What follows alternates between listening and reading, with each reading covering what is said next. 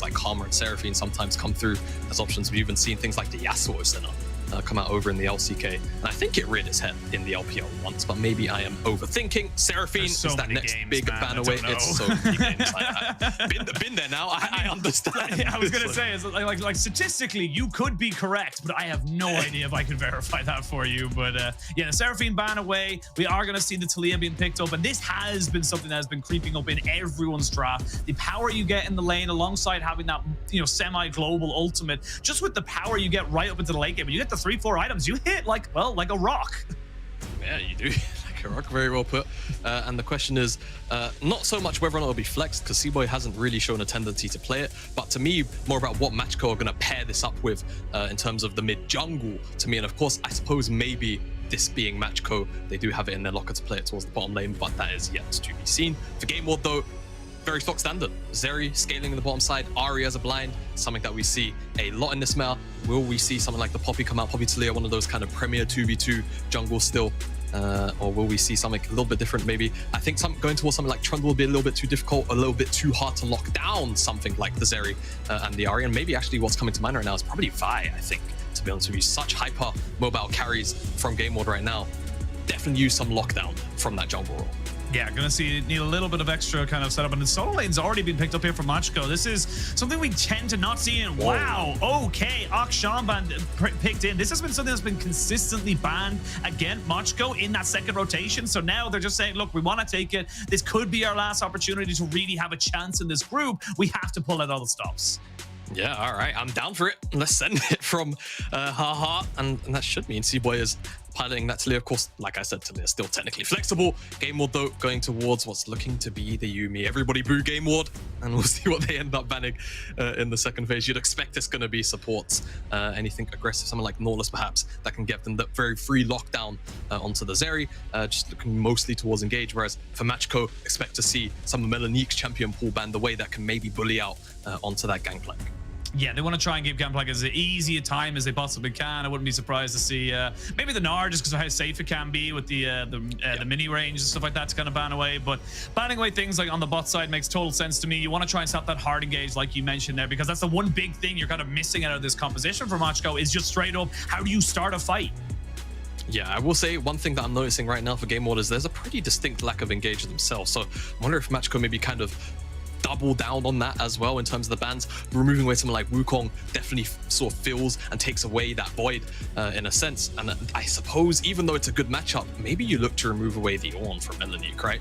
Very solid, consistent, non-committal engage. Even though Gangplank, yes, once one can bully out and on occasion have a free lane into it, I think you also remove a very strong tool away from GameWard, which they could very happily utilize given what they see from Matchco right now. Yeah, I think, again, looking at the way Matchco, or excuse me, looking at the way GameWard actually play the game, it is about kind of getting those big front-to-back team fights, setting themselves up nice, slowly and calmly. Things like the Ahri and the Zeri and Yuumi are fantastic, but banning out junglers here, again, hard engaged junglers, no Cyclone because of the Wukong ban, and no straight up cease and desist coming out here from the Vi. So just kind of limiting the pool. But I was just about to say this, Sejuani, you already have so many things still available. Yeah, and the thing is, you can still go towards something like the Xin Zhao if you're Akabane. If you want to send that Sejuani to the top side, then you kind of have a hard-winning top side in terms of the 2v2. The Xin Zhao still can provide a lot in terms of the team fighting and have, you know, the ability to have Yuumi backpack onto him and kind of go and dive deep with that invincibility whilst also carrying the Yuumi. So let's see how Matchco decide to respond. It looks like they're going to go towards the Rakan. Potentially hovering will get locked in. And honestly, I quite like that Rakan when there's not too much point-and-click CC. In fact, there's none from GameWard. Does make him very hard to lock down. He just has to kind of play around things like the Glacial Prison, not get chain CC'd is the key thing, ensuring that he's not walking in to things like the Charm as well. But how will Matchco really want to round this out? Because at the moment, I will say they're kind of lacking a bit of a clear identity. They definitely will do well around controlling chokes, right? Gangplank, Taliyah are really good at doing things like that. Trundle kind of plays into that theme as well, and it's going to pay a lot of dividends into that Sejuani in terms of making sure that GameWard are down at least one tank. We'll see exactly how GameWard want to try and round out with that in mind, because Matchco, not a whole bunch of engage outside of just that Rakan. They're going to have to really pay attention to things like flank angles and try and get a little bit creative with some of their engages. Super good uses of the Cannon Barrage are going to be pretty necessary as well. GameWard, however, they've got slightly more consistent forms of engage, right? Send in somebody with the Yuumi on their back, send in the Sejuani, get the picks going. If one bit of CC lands, then all of a sudden the charm connects, or vice versa. So from GameWard, a little more standard as we expect, a little more slow scaling towards the bottom side. They pick up the Lee Sin in the end. It's not that Xin Zhao like we kind of spoke about. We'll see how Akabane decides to play and how he will do actually on a pick that I feel like is starting to show up a little bit more frequently than most people probably expect. Yeah, I mean, it is kind of slowly kind of people realizing it's like, okay, junglers, all about early skirmishing, all about setting up early kind of 2v2s in the mid, you know, or even 2v1s for the mid lane combination. Lee Sin fits that absolutely perfectly. We've been seeing it kind of hovering in a couple of the major regions as well. And it's something that I think any jungler worth their salt is going to be able to play, even regardless of how long it's been. You kind of play a couple of customs and you're right back in there with the flash insects. But again, very bog standard, not in a bad way from the side of GameWard, but it is going to be about how Matchco can upset the tempo, move the map around a bit more frequently, and just make this, you know, this Akshan work in their favor. It's got a lot of very poignant power spikes. Whether or not they get to use them, though, is the big question. Yeah, and for me, because I don't get to cast Akshan too frequently. He has the worst Q name ever. It's Avengerang. Isn't it Avengerang? Yeah. It sucks. That is a bad name. It's only when you think about it, it's like, what is it? It's a boomerang, but we already have a boomerang in the game. Avengerang. It's like, well, that sucks. I mean, you know, I guess Avengerang, throw it out. You kind of, revive people, revenge, that kind of stuff. We'll see. GameWard, though. Hello.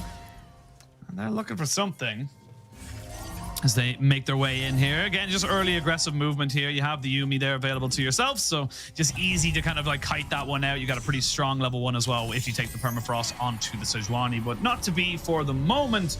Of course, don't forget to claim your August/September League of Legends monthly capsule for all of the Prime shoppers out there for your chance to get RP, Mythic Essence, skins, and more. Good read. Thanks, man. Good Thanks, read. Man. I know when I do this, our producer has a massive smile on his face. Just how perfect I'm able to read that off of the script. You can just tick it off the list of things that need to be done each game, you know? Yeah, I mean, yeah, well, you know, and I watch, you know, it's one of those things that's kind of part and parcel. Without sponsors, we don't have a tournament, just kind of put it out there. But True. Yeah, but come back into the game, talking about where we're going. Actually curious to mention, we didn't really get a huge amount of time to talk about, but the Talia actually going to be functioning in this bot side. Yeah. Not going to have as huge roam potential with that Weaver's Wall, but it can still do work if you can get it moving.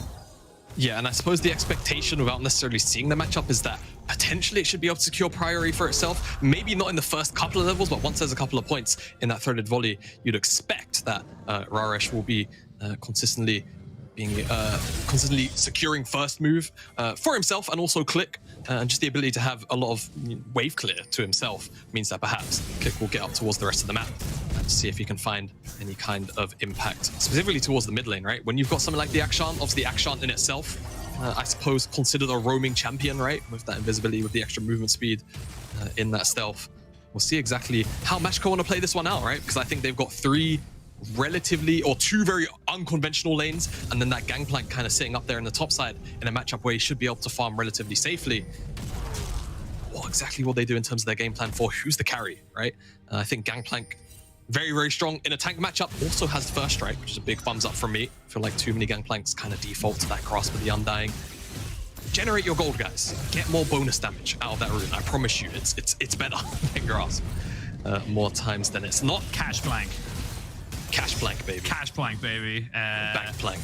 Yeah, bank plank. I've never heard that one. You've never heard bank no. plank? That's what they call it. I never called it that. I just called it cash plank. Oh, I can kleptomancy, everything. Kleptomancy, cull, and then obviously you just get your doubloons. So. I suppose so, but nothing too spicy from the first clear of either jungler, though. Akabane is hovering around the mid lane, looking for that charm. Not going to quite connect, and haha, it's going to be just okay in the mid lane. I think definitely this is going to be a point of contention between both of these two teams here. When you have Lee Sin Ahri, typically it's just kind of a almost like a black hole. It just sucks everything. Everybody wants to be around this lane. I mean, they always say in EU mid lane, it's not really a 1v1. It's effectively a 3v3, right? You got his supports up there. This game, though, however, with a Yuumi, maybe that's not always going to be the case. I expect to see Akabane trying to pay as much attention as he can towards that mid lane to try and shut down Haha on this pick, because Akshan can definitely get things going and snowball out of control very quickly with his kind of kit. Again, this is just good moves here from knowing how to play the Lee Sin. Lee Sin great at getting those early camps going for himself. Of course, the execute on his Q is exceptionally strong at just keep taking those big tamps down as quickly as you possibly can. Great AoE. Again, just the all-in-all really good jungler, but now he's going to have a ward to hop to over this wall, and that could mean a bit of a 2v2 in this top side. They're going to try and make this one work. They're going to jump here onto HCD, but nowhere for him to go, which means first blood goes over to the side of GameWard. You will still have C-Boy putting down some significant damage here, but no real follow-up, no real CC means he's not really going to get anything out of it. Yeah, the big issue is the wave, and you can see C-Boy and Click on the back end. They're just going to shove this one in, allow Acid to just walk back to lane. We'll see whether they want to try and do anything funny here. I think what we're going to end up seeing is Melanique just teleports back, unless they just allow the Lee Sin to eat all of the waves, and then they can keep the teleports. No. All right, that's fine. He's just going to eat it anyway. Yeah, I mean, this is CS. At the end of the day, Melanique would have missed, right? So giving it to Lee Sin is still A-okay. What this does mean is, for now, GameWard on the bottom side, just going to get a pretty free shove in X. And Camilius on the Zeriumi, getting a bit of a free early couple of minutes down here. And yeah, we've seen what Zeri can do as Camilius gets left alone, but he'll farm up some of those Frost stacks, so I'm sure he's okay with that. I mean, this is the benefit of going with a mage in the bot side. When you get to level 4 beyond, when you get the access to the full kit and you're against a Yuumi, not really much kill pressure, to be perfectly honest. Not many ways that you can actually get a 2v1 kill here onto Talia. Very difficult to even kind of aggressively go forward. So very nicely done here to see Machko try and just like move, click around the map, see if he can maybe influence someone there with an early Rakan guy. Because yes, Rakan is exceptionally squishy, but his CC is nothing to be sniffed at. So he's got some moves if he's able to find an overextended person. Yeah, definitely does. My only concern is when we start to get towards the later stages of the game, if Inax and Camilius are super on their toes as a duo, again, for Machko, Click is one of their only forms of an, true hard engage. So I'm kind of worried about how they're going to end up locking down Inax, because I feel like anytime we see some of those Zeri gaming moments, it's because there's no hard lockdown. Right now, though, ganking the bottom side. Yeah, ganking the bottom side. It's a bit of a 1v1 between the Lee Sin and the Talia right now. The Yuumi jumps back on top, but when the Ignite did go in, that's Ghost Ignite burned for just the one summoner of the Talia. But now you got Chocolate Ip into the top side, and he's just CC'd to absolute death. Really good face tanking there from Melanic. And this is just GameWard dotting their I's, crossing their T's. Yeah, and this all comes back from that original gank, because that wave got hard shoved in. It allowed Melanique to effectively just build a slow push here, as the bottom side Raresh pretty low, but should be able to work down out. And GameWard just have a perfect read on it. Chocolate comes up towards the top side on a free timer. Looks like Cohort wasn't able to really get too much done. He's hungry, looking around for something, but isn't going to find anything on the bottom side. But at the very least, Machko will respond to that top side dive with this dragon, so they'll get that one going for them, at least in the early stages. But it's more about whether you can actually consistently stack these back to back.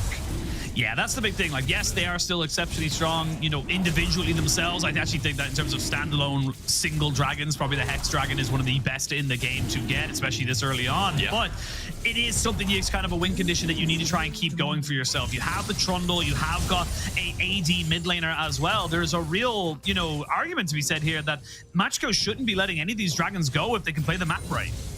Yeah, absolutely. Actually, I agree with that point entirely. With this action, even though top side, as they should be fine though. But again, like taking these pretty poor trades, all it's going to do is attract the GameWard team to the top side. Akabane is already here. I was going to say, I think he's dead. Not a lot he can do here. Melanic is going to get himself out, and actually Akabane does have to flash, but they're still putting down the herd. 0-3 now here for ACD, and he's just not having a fun time. And he's actually losing so many plates as well. Not only is he losing minions to this tower, but he's losing plates. This Sejuani's going to be so big. Yeah, definitely. And when you look towards the Machko side as well, Melanux, he's rich. He's pretty rich. I mean, I was going to say, who's the tank killer, but they got Trundle and Akshan. It might be all right. Chocolate. He's getting put down very low. They put down the subjugate, and they did have the comeuppance, but the comeuppance shall not be given today. Checkalad does have to use the Spirit Rush. He gets himself out, but again, it's why it's so hard to lock down an Ari when you don't have point and click, you know, kill champion, kill champion CC. And this is why I was calling for that Vi pick at that B2, B3 mark, right? Go for the Gangplank, sure, fine. They have that Talia, but you really want to have something to lock down this Ari and the Zeri. So neither Trundle, sure. I think the only silver lining to having the Trundle in this game right now is that because GameWard are playing towards the top side, I might have to hold the point. He stole it! I think C-Boy got that. He did indeed. He get it out as well. Like, I think you just need to leave, ACD. You need to get out of here because if you get hit, you might be in a hell of a lot of trouble. No flash here, no ult for Akabane, but I feel like ACD kind of didn't really need to be there, and they're going to fully try and commit onto him, force his flash out of him. And look, I think it's great from C-Boy, but I think ACD soured the milk a little bit on the end. Yes, just the touch. I think if there's a silver lining, not to this play going towards match gold, because to be fair, they pick up the Herald, so we'll see what gold they can generate from it. But because GameWard are playing so heavily towards the top side, it's a Sejuani and there is a Trundle on the opposite team, so how much of a tank will this Sejuani get to be consistently, we'll have to see. And like you say, Asadi, unfortunately, just kind of gets clipped by that Sonic Wave. Just trying to see what he can do to potentially keep C-Boy alive, but he was always going to drop there. And now I guess the question is, where will this Herald get put down? Because top side is getting absolutely smashed. Do you want to try and bring Gangplank back into this game? He's actually going towards the full glass kind of build. He's got the Essence Reaver. So he needs the gold. he needs the gold. I think if there's one kind of positive thing about this build path is it's pretty cheap. So I suppose it's going to get him to power spike slightly sooner, but Gangplank, more than items to a point, kind of needs those levels first, right? It needs to get to that level 13 mark, so the barrels are very easy for him to actually use, not easy to just kind of walk away from on the GameWard side. So we'll see, but yeah, I think at the moment, Haha's been pretty consistently shoved in, though as I say that, cast the curse, I suppose, gets a little bit of mid lane priority. So it's kind of on Matchco in terms of where they want to put this Herald, but I feel like their options are pretty limited, all things considered.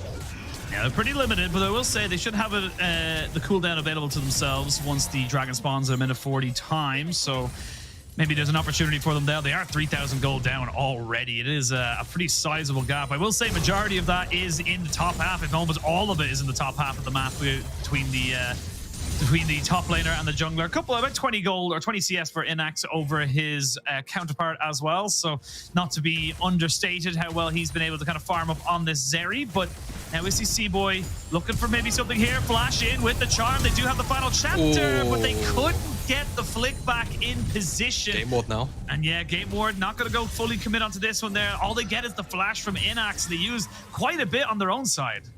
Yeah, they do. I mean, I suppose a repeat attempt at something like this could then actually work out without that flash being there from Inax. It's a very nice attempt. Any later on that flash, you get knocked back into the Unraveled Earth and you are probably going to go down. But here's the response now from GameWard, because Chekolad was second to the move. He shoves in the mid lane now as he returns first back, and now he goes towards the top side where Asadi, well, he's paying a lot of respect. He's very aware of what could be happening right now.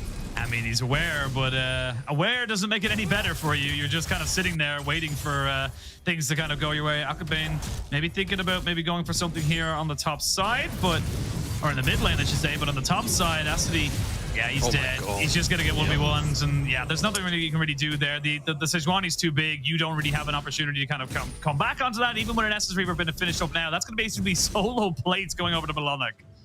Yeah, really nice from Melonic. It just kind of recognizes I have to leave for this Ignite plus double passive proc. It's too much to deal with. The Herald's going to get dropped here in the bottom side of the map. Inax really fancy feet there. Doesn't get knocked by anything. This Herald will give a little bit of gold over to this bottom lane, but if it gets a charge, feels like a band-aid.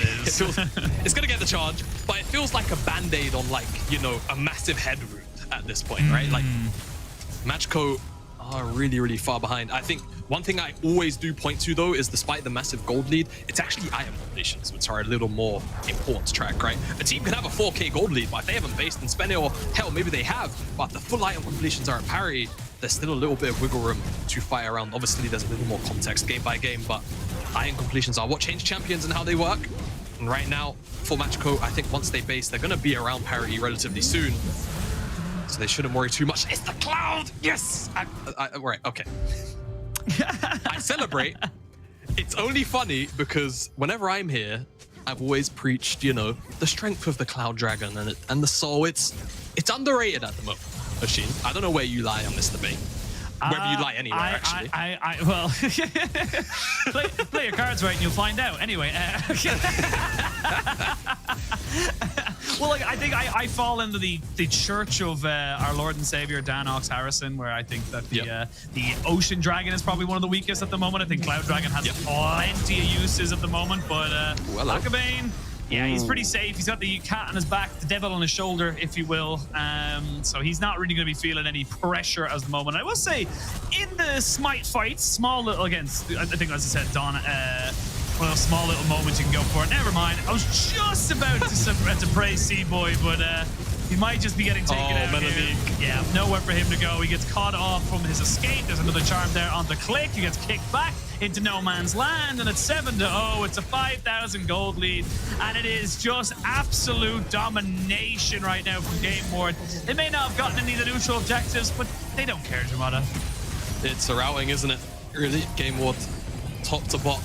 And it's funny, you know, because I mentioned in the pregame, GameWard, think about it like this, GameWard are typically the least active early game team from the NFL representatives. But this is maybe the kind of game where if this is a case study, you would definitely think otherwise.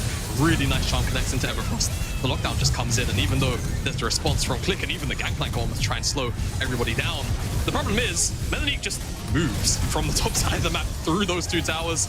Click also ends up getting kicked over the wall. Nothing you can really do about that.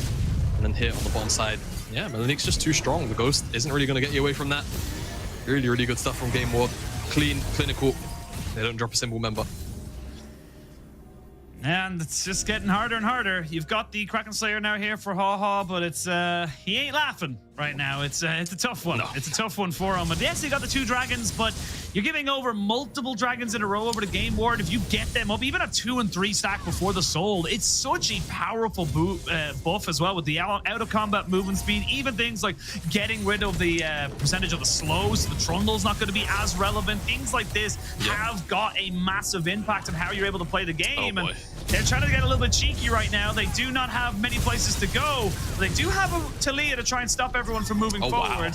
No more worked ground, but they still do have some more Spirit Rushes. They're waiting to try and burn out any more of these flashes, any more of these mobilities. And oh no. Oh God. No. Where are you supposed to go? What are you supposed to do? It's a slaughter. It's a slaughter. They're being harassed into the slaughterhouse, and they're just decimated, having hamburgers here out of the corpses of Machko, and Shelly's in on the job as well.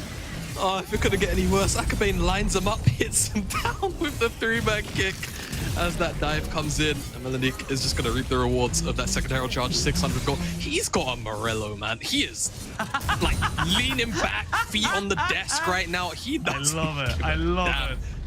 I will say, consolation prize, 2 towers with objective bounties. It's nice. Bad thing about that, you're down 7,000 gold. Yeah. It's, you know, pros and cons, people. Pros and cons. This really is, nice stuff. This is just, again, they just said the 5 members versus 3. The maths checks out, Ramada. They just lose. Yeah, they do indeed. Numbers advantage. No one from the rest of this lineup from Machko can be here, but that kick, man. Nothing they can do once they get hit by that. I feel like there's nothing they can do anyway. It's just the, you know, style points, really, isn't it? you know the POV. Someone's on the floor, they're getting jumped, and it's like that one last person with the elbow drop. That's the kick there from people's elbow. It's nothing else other than swag points, but you're like, damn, that was cool. I like that. Yeah, and again, it's just tough, you know, here for Machko. They are significantly far behind, like you mentioned. They have got objective bounties available to him. Oh boy. But yeah, they're dead. That is a 5-level difference between Click and Melanic. That is how difficult it's going to be. You're going to get bursted out by the Sejuani, let alone if everyone else is there. Yep, exactly. All right, another tower bounty. Smile. Maybe something to work with it for Machko, but right now it's all about GameWard. They haven't dropped a single kill. Lost the towers, yes, but realistically, raindrops in an ocean in terms of how far behind this Machko lineup is. And they pretty much just kind of have to sit here, pray, see if they can hit items before GameWard continue this domination. Problem is 2 minutes when this Baron spawns up, I think GameWard are going to be all over it. And at that point, that's where things get really tricky for Machko. First dragon, and no, look, hear me out. Cloud Dragons. I love this. So, it's sure you cast for the NLC and not the LCK. you know, hey, guys, I'm always happy to show up. But we're coming up to off season, man. You never know. Hey, man. But think about it like this, right? Cloud Dragons. Imagine you're GameWard and you get 4, right? That's 28% out of combat movement speed, plus the 15% from Soul, right? So that's a grand total of 43% movement speed just walking around the map.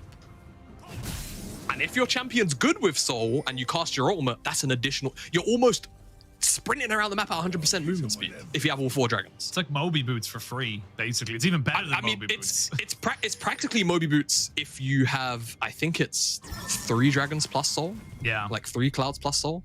Plus whatever actual boots you went with for that yeah. you know, better kind of condition.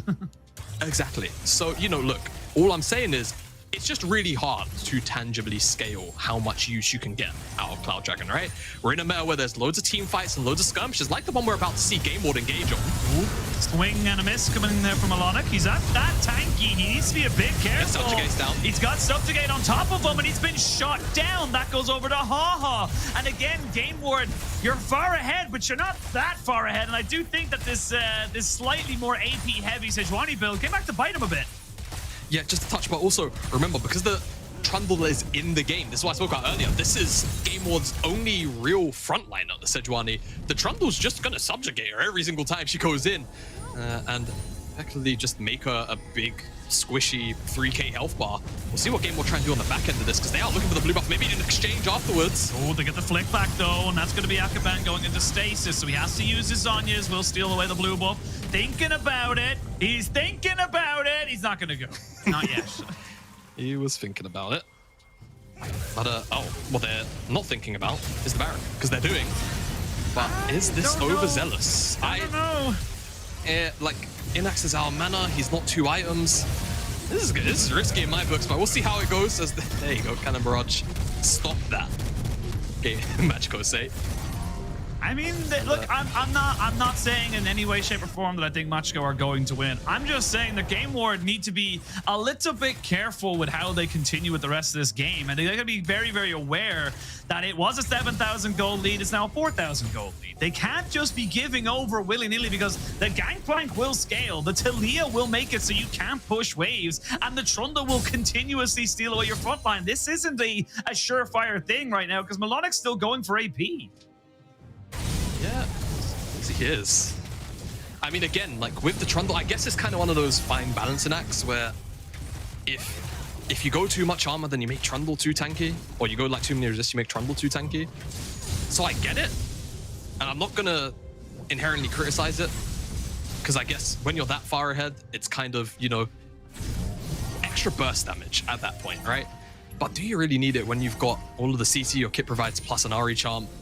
I feel like the answer probably leans towards no. But again, it's kind of a catch-22, right? You go towards more stats, resistances, you're just making the enemy tankier. So I don't mind it, honestly. But we'll see where he decides to go with this very creative build next, because he's got another tome. Oh, he's got another tome. And that's the power you can get with all of this engage. But again, the Subjugate means that C-Boy's too tanky to dive. So yes, you've killed the Talia, but that's a Talia with Weaver's Wall. They might be able to get back in here. That's only a 26-second death timer.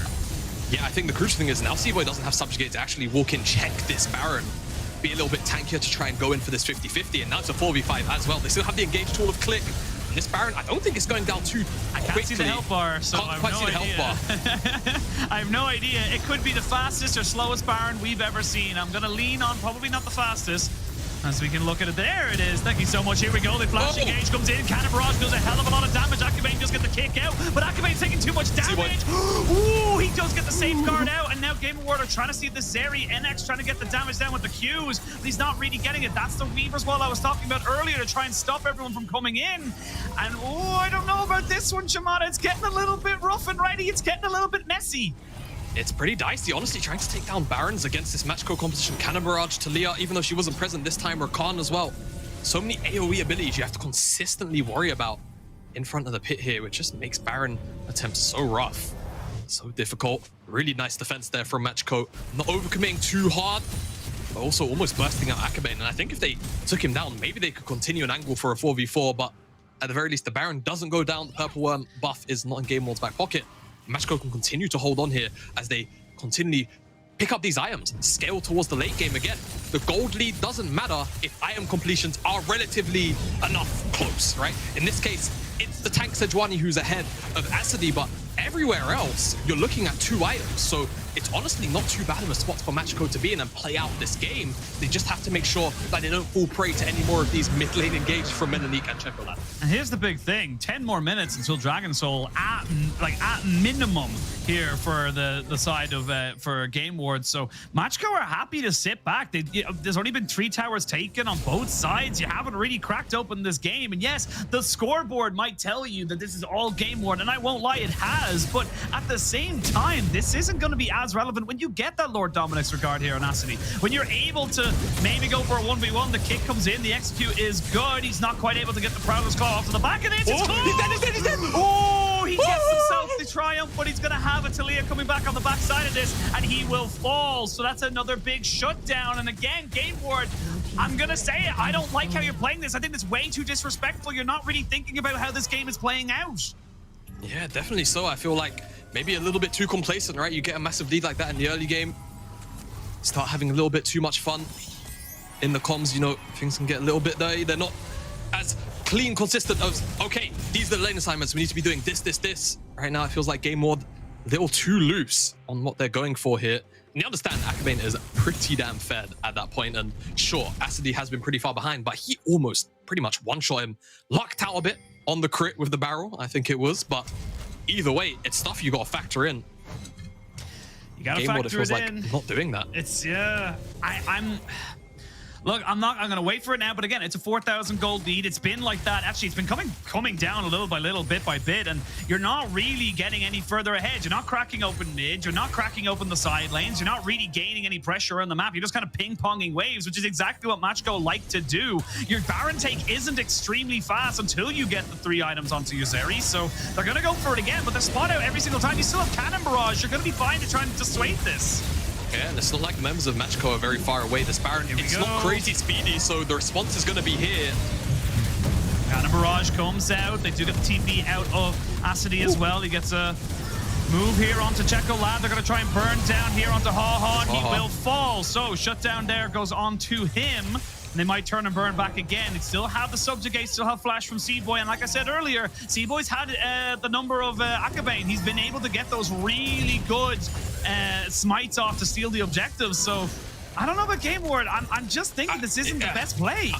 I'm going to be honest, even though it's just Ha-Ha going down, he's not one of those members that has those big AoE abilities, right? He's about that single target damage in front of the pit. Sure, impactful, but if you're talking about trying to get multiple members off the Baron, you want to try and pick members like Asadi, like Raresh.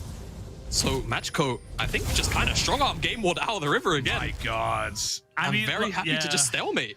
I mean, again, like, you're now on 3 items on Ha-Ha. He's going to be able to shred someone in the side lane. You're almost the Lord Dominic's regards here onto Asadi. And yes, well done, Melanic. You've got yourself the AP Sejuani. I'm just going to call a spade a spade. I don't think it's good.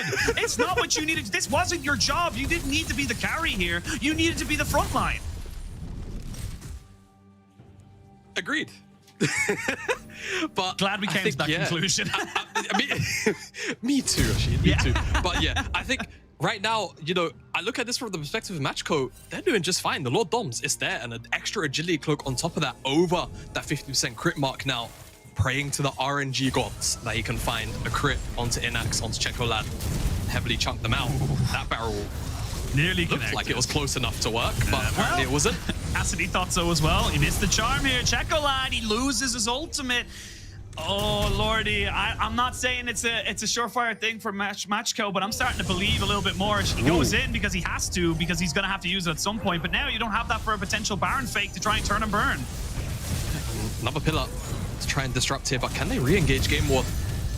Eyeing up the idea, but that's a lot of barrels used by Asadi. I think in the HUD I can see he's only got 2 in stock right now. But you can see Matchco, the mentality right now is very much forward. They know the strength that they're at in this game right now. Chocolate, no. Ultimate has the flash. Yeah, had the flash, otherwise he was going to be hit back there. It's going to be the Glacial Prism. But again, it's not really going to do a lot here, so you have to back away. That's 3 ultimates now down on the side of GameWard. They're not going to be able to extend the game or going to push and pressure where they wanted to do, but they're going to try and force it anyway. Here we go. We're going to see Melonic going golden, but it's going to be a movement straight onto Akabane. And then Melonic is dead. He's not tanky. He hasn't got the health bar or resistances. And I must call it straight as spade is spade. I think Matchgo are going to be able to take this one now because they have total control of mid lane and the dragon. Honestly, hard agree, Ashin, and right there, Melanie just gets bursted out. This could be another re-engage here for Check. He's got the other one, but even dead. He's just deleted. You can't walk forward like that onto a Talia. It's just not how this game works. And GameWard, when does a fun game stop becoming fun? Because right now, I'm not laughing. I think we're over that hill. I think it stopped being fun just now. And I thought, honestly, even though, yes, Melanic was probably going to get bursted down always, I looked at the positioning of Checolad, I looked at the positioning of Inax, and I thought that was a fight that they could look to take, but the Cannon Barrage just stops them from advancing forward. Yes, they can kind of hit over the wall a bit, but Matchco do such a great job of just hugging the bottom side of the wall to ensure that Ari and Zeri can't really get too much done here. As you can see, the Chase comes in, Melanic just dies, right? And as soon as they see all that damage coming down, the Cannon Barrage comes in from Asadi, and there's no further engagement from Checolad or from Inax, and then they just path around. And at this point, you know, the Ari, it's got such a short cooldown. Checolad just says, all right, you know, maybe I can fish for something here. Clicks really close to me, goes in, misses, actually looks for Haha in the end, and just gets pillared into the Unraveled Earth, stunned up, and at that point, it's always a one fight for Matchco. It was already a one fight for Matchco, and now they're one away from Seoul, and they've got the ability now to set up in the river. Yeah, they're the ones now pushing towards this Baron. They're the ones saying, cool, we're on Soul Point. It's now a 3,000 gold lead, so we brought that down. 3 items across the board. A death cap for the Talia is huge right now. And I love this itemization from C-Boy. Getting the Anathema's chains, putting it onto the Zeri and saying, cool, Inax is the only one who can bloody kill me, so if I put it on him, I'm not dying. Yeah, pretty much. That's always going to be the mentality here from C-Boy. He knows he's not really going to get one shot by, you know, individually the likes of Melanic or Checolad. Just give him the Anatema stack, and you know that you are going to be A-okay. And then you can still go towards, you know, this Frozen Heart, Randomins, whatever he wants to pick up. It's up to him. Really doing a good job, C-Boy, of his itemization. I think in general, Matchco have just done such a great job of just holding on, right? And I think, sure, you can definitely point fingers towards GameWard. Oh, I will. I will. Very much getting lackadaisical. If Matchco can win this, I'm pointing at one person, and that's who I'm gonna blame. and I have to say, right, I think it then starts to pose questions towards the rest of the day, right? Yes, Schalke having their own struggles right now, but how will you perform against them? Or even Dusty, who have no issues at all, looking definitely like the strongest, or the second strongest in this group at the moment. How you face up against them later on if you're playing like this. Yeah, he does get hit, he gets executed as well. They're going to try and turn this one back down to Akabane. Oh, the cats! They got the cats! That's a support for support trade. It's on to C-Boy, but again, he's very tanky. These barrels are starting to crit. Here comes the comeuppance, and it might just be that for GameWard because they disrespected the PG Nats champions, and they are struggling to finish off this game. Oh, they really are. GameWard, they start off with a really nice pick, but the advance forward is just not good enough. And also, I'm not sure what Camilius detached for. I'm just going to be honest. I think he felt like his backpacker was dead and just wanted to get off, but it's never really going to be like, look how far this it's gone practically. Akabane's not here. This is without Haha. There's the Baron for Matchco. They're going to have Checolad on the backside of this one here, but can they get out with the Baron buff? That's the real question. Melonic will kill off the Talia. A flash by the Gangplank and C-Boy as well. If they can get 3 Barons out of this, they should be fine. And now they're going to keep pushing forward. So you can see GameWard, I'm going to call it, they're getting desperate. They're looking to try and make this one work because they know this game was in their hands. This game was as easy as taking candy from a baby, but that baby is now jacked. That baby has been hitting the gym, and that baby is just smacking you back. He's been on the protein battle. He's so damn strong. And yes, sure, Click gets caught off at the very start, but guess what? He respawned in time to actually have the Baron buff, so they get 3 out of the pit. Yes, but he also has it. What does he detach for? Does he just feel... What? It has to be a misclick. That's the only thing it could be.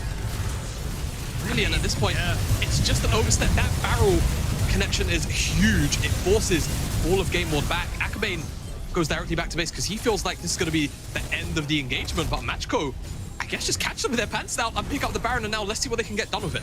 That dragon spawns up in a minute's time. That's Soul for Matchco. It's not the oppressiveness of the combat stats that you get from Inferno or Hextech, but still, Cloud Soul on the likes of things like the Rakan, for example, the ability to just move faster. It's so potent when you're talking about him being the only form of engage for your side or even counter engage. That could be huge for that for the PGNet side. And just again and again, this is just becoming harder and harder. You can see now you got 4 items on the gangplank. It doesn't matter how big your Sejuani is. That's a 4-item full crit gangplank. I don't care who you are. You're going to lose that fight. And now Chocolate trying to be creative, but I mean, I'm gonna call a spade a spade. Melonic, you were super disrespectful to Machko right there. There was no need for you to do that. And I'm gonna be totally honest, you are paying for it right now because GameWard, we talked about how important first seed is gonna be. They might not be able to secure it now depending on how their match against Dusty and even Schalke No Fear later goes. Yeah, I mean, you really have to think Dusty are watching this game, rubbing their hands together, saying, thank you very much, PGNet. If you can close this one out, that would be fantastic. GameWard, though, they're here in the river first. How much will this matter, though, for Machko? Words. Onto Akabe. They're kind of getting pincered here a bit. Now they know they're there, so they're going to be able to try and back this one away. This is Soul for the side of Machko. And you can see GameWard, they're trying to be a bit more creative. They've got their side lanes kind of just to the wayside because they know they can't really go for it. Those barrels are getting mighty close right now. Dragon has been started and is going to be finished off here, you'd imagine, by Akabane if he gets his chance. Click's going to go in, though. They know they just need to get him in. They missed, but the Weaver's Wall took off any kind of a retreat. Now you can see that Acidy's going in on top of the Ahri. Chocolate trying to go down, but goes golden. They will get a GA out of Akabane, so it's a 1-for-1 for now as the Rakan and the Ahri are traded. Yes, they're traded, but how much can Machko continue to press on with? There's no cannon barrage. I think you can let it go. It's not the end of the world if you don't pick this one up. Remember, this is Baron time for Machko. They send Acidy back. He's going to teleport in. They still want this. They want the fight because they know they kill Inax. There's no real damage left here. No and flash on Inax. They're going to go for. They get the flick back. The Dragon is secured from GameWard, but they don't know they can do anything else. They're going to try and get Melonic to get out of here, and that's going to be a kill onto him. There's the comeuppance to try and put down the damage, and the Yuumi is dead as well. 2v4. GameWard are running with their tails between their legs. Haha's on the side. He's looking to try and get himself in a bit of a roguelike move. Not quite in a position to make it work, though. But again, look what you have to commit. It's now a 1,000 gold lead to GameWard from what was 8, and Machko are running them back to their bases. Yes, they are indeed. They don't pick up the Dragon. They still find the fight. I think the only silver lining for GameWard here is that they burned up the Baron time. This engagement Click is so close to being clinical, but it's not quite in range. Chocolate on the backside, though, gets absolutely one-shot whilst Akabane is diving in towards 4 members of Machko. You can see, even though they end up getting traded, disengage comes through from the cannon barrage. GameWard recognize they can no longer advance forward through that choke, and then the re-engage ends up happening through the teleport from ACD. Again, they just know how powerful they are. They know their late game. So right now, it's kind of all on Inax. If Inax doesn't get himself in a position to carry, as you can see here, he's not putting out any damage. He's just kind of kiting backwards to make sure he doesn't die. So the rest of GameWard are just passengers here. Yeah, pretty much. And at that point, as soon as Melanie goes down, the only real front line that they had is gone, and they have to go for a full-blown retreat. I mean, GameWard, man. I mean, what do you call a game of one-sided catch? You know, it's just one big throw. No, it's no friends. It's when you throw it and then there's no one there, and it's like, oh. But yeah, I mean, it's a throw. That's what it is. That's just what it is. It's just a throw from the side of Melonic. They know he's there. Yeah, they know he's there, but they have been sweeping out the vision here. Minato Baron spawns. They are going to find out Click with a bit of damage, and he gets taken very low. Zeri's still very relevant late in this game. And look, GameWard can still win this game, but it's a lot harder now. You're nearly at a full item Gangplank. You're nearly at a full item Talia. It's going to take a little bit more creativity. Acidy maybe going to get caught out here from the permafrost. Does have flash, gets himself over the wall, misses the ultimate, still hasn't used his orange. So he'll BK. Chocolate almost goes down, but they do get their man. So without the Gangplank, with no teleport and no cannon barrage, what can GameWard do? Yeah, there's a 20-second window now where Acidy's down whilst the Baron is up. Maybe this is a big enough window for GameWard to work with. No cannon barrage, no barrels to have to worry about. This could be huge for the LFL side. This should be a game that realistically was ended about 10 minutes ago almost, but right now, Machko brought it back to them. What can they do with this window is the big question to me right now, because I feel like the window should have been shut in Machko's face a very long time ago. Should never have been open. It should have never been opened, yeah. Should never have been opened. And again, this is what I was talking about earlier. Your wave clear now with the Talia on 4 items is huge. It's just impossible to really continuously keep that going. But this is the 20 seconds that you're talking about. Can they make this one work? There is a teleport available to Acidy. Chocolate misses the charm as he tries to keep everyone away, and ooh, he needs to be careful. That's a big old ha-ha who tried to get the damage down. There's the Baron down to about 2,000 HP. They're going to use the final chapter, and now the teleport can come in. They need to get C-Boy in a pit, but he can't get the kill. He gets kicked back out. Thank you very much, Akabane. And now we can maybe see a bit of a 5v5. The rest of GameWard are trying to just fight this one back. They know the barrels are huge, but the area is even bigger. Flash forward there, click on the backside, but no one to follow up. Melonic goes down without using the Sonyas, and now GameWard trying to see if they can run away. This area is still absolutely massive. They need to get out with these Baron buffs. Inax wants to try and end it right here, right now. There's a Weaver's Wall, but no one really to follow up afterwards. And the game shall go on, Jamada. Nearly 40 minutes onto the clock, a minute till Dragon spawns. Oh, that could have been disastrous. That engage from Click on the pincer movement. GameWard could have been fully collapsed on, but the front line, Melonic, despite the build, tanky enough to survive to the point where Inax doesn't get one shot after on the follow-up. And now it's the reverse, isn't it? It's GameWard with the Baron. Cloud Soul, I suppose, an option obviously for both teams now, as it's only one more apiece to either side. What can they really do now that they're kind of the ones, I don't even want to say in the driver's seat, because to me, it still feels like Magico have all of this massive momentum to work with, all of the damage at their fingertips. And again, I don't even really want to point towards the items, but they are there. Double stopwatch on Raresh and Haha. That's a really crucial thing to track. Stopwatch on Inax, though. We have to see what he actually ends up stopwatching. There's a GA again for Akabane, so plenty of ways of stalling out these fights, and we can see how long they're going for them right now. I think that big props, regardless of the results, goes out to C-Boy for Machko. He has been exceptional on this Trundle, and he wants to try and keep it going for himself. These barrels not quite landing. Acidy, but if they do, yeah, wants to try and get some poke down, but needs to be very careful. And again, the pressure is on for the side of GameWard. They haven't actually done their little bit of homework. Top wave's pushing against them. Bot wave's going to be pushing against them as well. Mid lane, these are small little advantages that if Machko just delay, they're going to get more and more off of it. Yeah, Raresh is looking for an angle on a wall, I think, but he went a little bit far here. The Dragon's being burst down quite low. Here we go. Here's the wall now. Yeah, he's going to be able to separate them out, and he's going to be able to stop Chocolate as well. They actually let the Dragon fully reset, so that wall doesn't really do a lot here for Machko. Woo! That barrel does, though. No, gonna see if they can make this one work. They're gonna have to use the ultimate there on top of Click. He gets the charm. Melonic gets forced into stasis. That's a great cannon barrage to stop really Inax from being a part of this fight. He wants to try and push forward with these Qs, with the Ultra Shock lasers, but he's not quite positioned to do it. Ha gets taken really, really low. Check no! He's there! Why would you go there? And you're being sniped down as well. Melonic TP's back into the fight, and now Machko running for their lives. They're gonna try and maybe kill off the Sejuani. They're gonna try and maybe make this one work. Here we go. They're gonna try and make it a 5v3. The charm whiffs in between. Akabane still hasn't died. Chocolate goes down instead. They get Acidy out, but they do lose the Trundle. They're gonna lose the Talia as well. There's only so many rocks you can throw at a pig before he gets mad and kills you off the face of the earth. So GameWard will finish off their Baron buff with a win in the team fight and the Dragon Soul. All right, GameWard do what Machko couldn't. They pick up the Soul whilst having the Baron buff.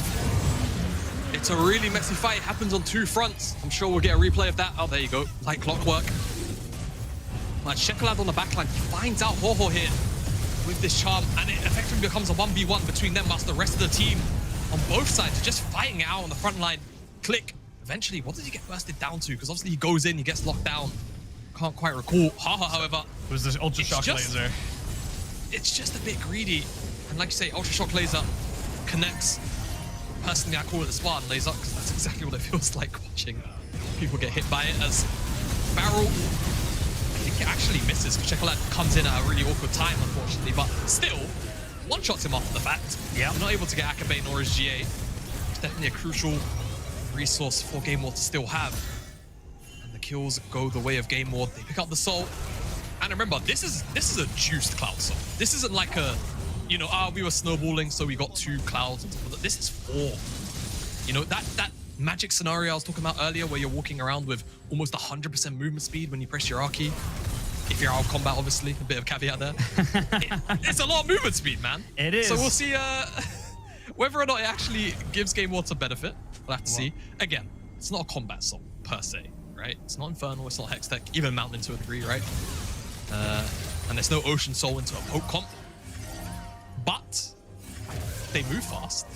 They do. They do move fast. Well, they're going to have to try and figure out how they're going to move around these lanes right now because Machko are doing very well just to keep them in check, make sure they don't lose any more towers to it. Gold basically means nothing. Full items for both top laners. There's Akabane still with the GA, should be fine if he gets caught out, but doesn't want to lose any of those extra resources like the Hex Drinker or the Guardian Angel. Now you got double Zonyas here for Haha and Raresh, so we'll see if they're going to go for it. And again, like I said, I feel like it's coming down to Acidi. Acidi is going to be the major damage dealer. One good barrel could literally end this game. Really good. And you know, I was looking at the schedule today. Oh, we're a pause. My assumption is this is a pause, and we're still on the Fastcast feed on our screen. So yes, hi guys, I'm pretty sure we're on. I'm pretty sure we're on the camera right now. Yeah, I think to me it's more about like, hey, one barrel connects. Yes.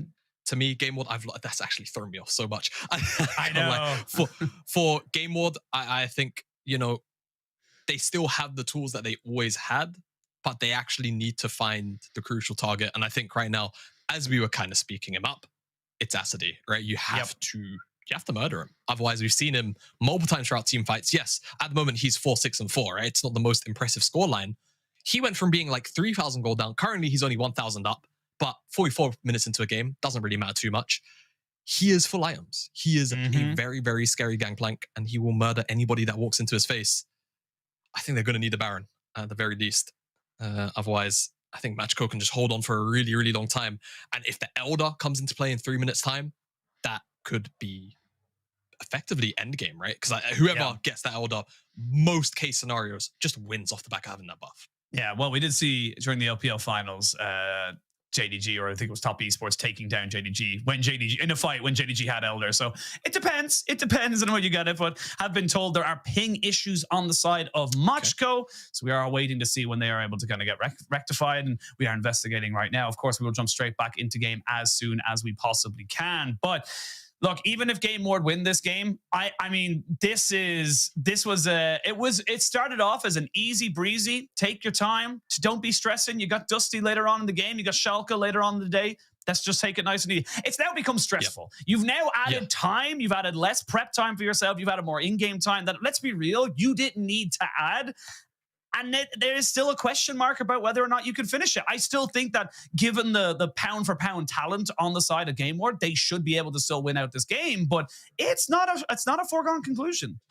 Yeah, I mean, let's just, you know, it's ex-LEC players you've got on the line. Like you say, there is a lot of talent here, as we seem to have resolved our ping issues. Welcome back to this very tense game. Woo! That wasn't a crit.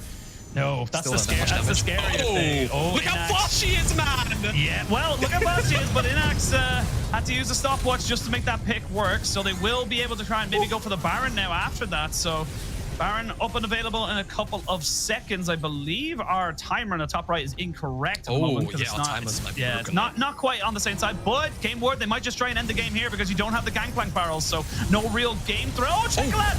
Caught between a rock and an ice pillar, so needs to be very, very careful. There is going to be decent CC on top of C-Boy, but again, he's still the Trundle, so he's going to be fine kind of soaking that one in. So GameWard, they've come out of the pause. They're kicking up the pace just a little bit more because, again, I think they're also realizing, damn, like, we need to kill this Gangplank. Like you said, Acidi needs to be the one we get rid of. Yeah, and I mean, hey, you know, who was kicking up the pace there? Inax with those 4 Cloud Souls on the Rift with the ultimate pop as well. Just saying, guys, but GameWard, they're on the Baron. And now it's a 4v5. SD's not here for another couple of seconds, and they're going for the turn, potentially. They're looking for the turn, but it's on the C-Boy again. Remember, it's still a Trundle. He's got plenty of tenacity in Melonic. Not quite in a position to tank this up anymore, so he's going to do what he's been doing every single objective fight. He's going to reset and go and try and get a teleport in. But because of this now, you can't take the Baron. You can't just kind of turn back on that objective. And again, we're starting to see some big moments coming out here from both sides. I think, look at that. So fast. This is why I love our Observe. Look at how fast he's going, man. Like, what are you supposed to do against that? That is with Ghost. That was so, okay, you know, there's a lot of caveats to add here. But it's percent stacking, right? So he got Shirelias, he ghosted, he got Zoomies. Like, he is actually breaking the sound barrier at that point. Like, it is a moment to be able to kind of go from mid lane, make a pick down bot. But again, it's something that they're going to have to try and use to their advantage. I think Acidi should be able to just kind of keep himself safe from then on. Should just be able to put some wards down to make sure he doesn't get caught. But that's a lot of big if, buts, and maybes. Yeah, there it is. I think Acidi now after that pick on the bottom side, I think he's going to ignore side lanes. I think you have to. And I think the fact that Elder and Baron are both going to be up right now in about 30 seconds time just means that these teams are going to be grouped up. We might start to see a bit of NA show up, ignore the side lanes. Whatever happens to those wave states happens. And we're just looking at the big purple worm. Big black and white dragon. But right now, it's the purple worm. And again, Acidy's up, but look at Chocolate. He's not on vision right now. But once he turns that corner, he will be. They know exactly where he is, so they're going to know that Chocolate is in the vicinity.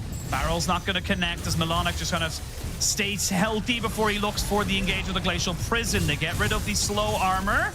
And Melonic won't be able to Arctic Assault over that. They know that Chocolate is off onto the side. HaHa trying to deal with him as best he can. The Ultra Shock Laser won't land. That's a big barrel onto Inax, which means that the cat's going to be called into action. They get the charm. They don't get the flick back because the stasis has been called in. HaHa goes into stasis himself. He's gotten his GA. Akabane does lose his as well. So that's 2 GAs down. The Cannon Barrage not really hitting onto anybody, but it stops them from moving forward. Now the game's getting a little bit more sporadic, a little bit more crazy. They can turn around and go straight to mid lane. They can't go to Elder. It's not up on the map right at the moment. Our timers are a little bit off. Okay. So we're going to see that, but they get the mid lane push. We see they can go straight back for the Baron. Yeah, they really can. Akabane, is he going to complete that recall? It's gone. Gone. Has to be stolen. It has to be stolen. Has to be stolen. Melonic and Inax, you got to be the heroes here for GameWard. They're not going to be able to do it, and that means you get Baron buffs. You're going to get a reset in, get yourself in for this Elder, and you're still looking good as Matchco. All right, well, Matchco now, Baron buff. What are you going to do here? That Elder is spawning up, and it's GameWard with control, and it's so risky checking in. Here we go. To the jungle here. It's much healthier health bar, though. The Elder Drake takes a little bit longer to kill off. They know it's going down with that Scryer's orb, so they know it's happening. They know that Chocolate's there. They've caught out all the different movements here from GameWard, and GameWard, they're starting to get a little bit desperate. They really are. GameWard, if they don't secure this dragon, you have to imagine Matchco are going to upset them. This should have been a game that was easy for them to take down, but it's been dragged out almost 50 minutes. Look at Chocolate on the flank here. He's looking for it right now. HaHa thinking about maybe going in. Chocolate. He goes in. He lands on the click, though. That's not really the person you need. And now they're going to try and go for it. They're going to get the subjugate down. There's the Cannon Barrage. They're going to try and get Inax off of the backside to try and make this one work. He takes down 1, 2, and Inax takes the game 100% in his hands. And GameWard should be able to win it off that.